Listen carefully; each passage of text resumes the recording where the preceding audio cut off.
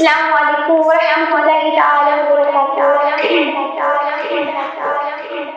ایک مرتبہ کا واقعہ ہے، ایک شخص تھا، اللہ رب العزت نے اس کو اپنی رحمت سے ایک بیٹی سے نوازا تھا اور 3 بیٹوں سے نوازا تھا۔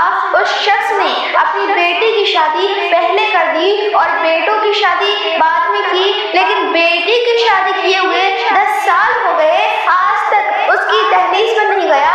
اللہ اکبر کبیرہ، کیا گزرتی ہوگی اس بچی کے دل پر کہ جس کے باپ نے 10 سال ہو گئے اس کی شادی کیے ہوئے، لیکن کبھی بھی اس کی دہلیز پر نہیں گیا۔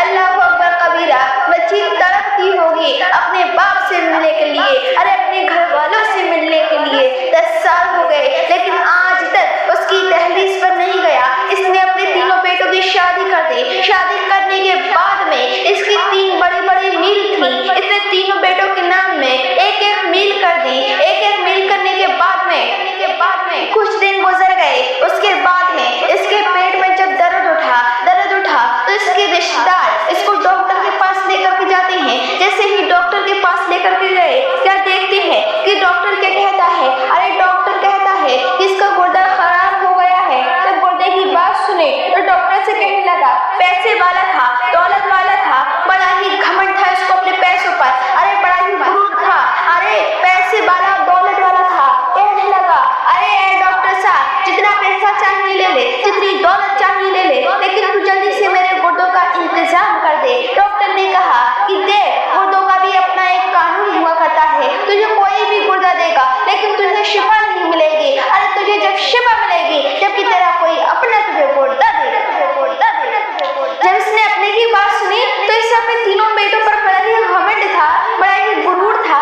اس نے اپنے 3 بیٹوں کو بلایا، سب سے بڑے بیٹے سے کہا، اے میرے بیٹے، مجھے ایک گردہ دے دو، مجھے ایک گردے کی ضرورت ہے۔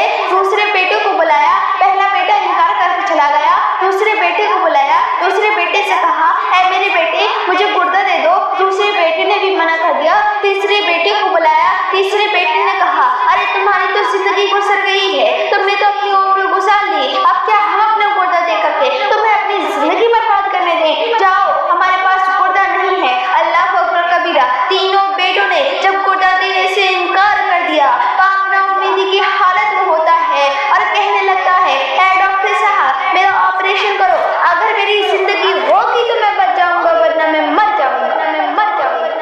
اتنا سنا لیکن اس وقت بھی اس کو